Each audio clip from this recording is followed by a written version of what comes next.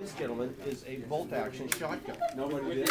But you just don't have that hanging around the house for, I mean, that's not a hunting No, sir. rifle. Yeah. Sir, someone has modified this, and I do not think for a legitimate purpose. Now, modifying a firearm when it comes out of the factory, that in itself is illegal when you start making modifications in the length of the barrel or the buttstock. But this one here, to cut this down, such as it is, definitely for illegal intent, gentlemen. There's absolutely no doubt in anyone's mind. And as I say, this was a long-barreled rifle.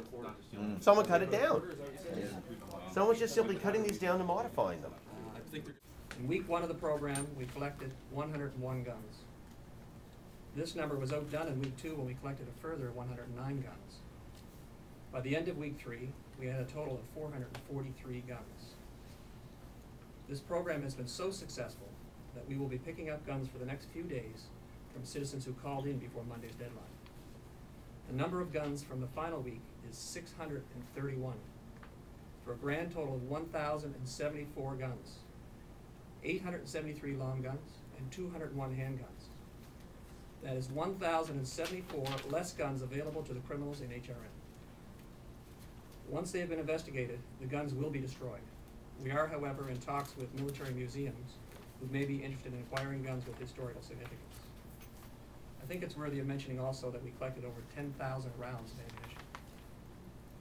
How does the number compare to previous amnesty programs?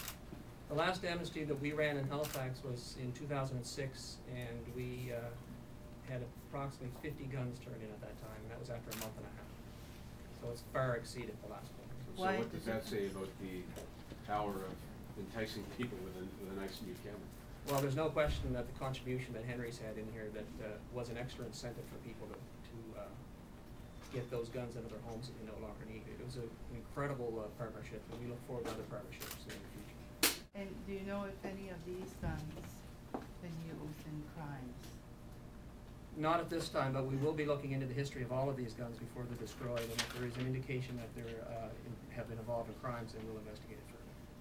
There were people who were conscientious from storing them completely disassembled into various components, people with trigger locks, to people who just produced them and said it was stored in the attic, it was stored in the garage, the shed, the crawl space.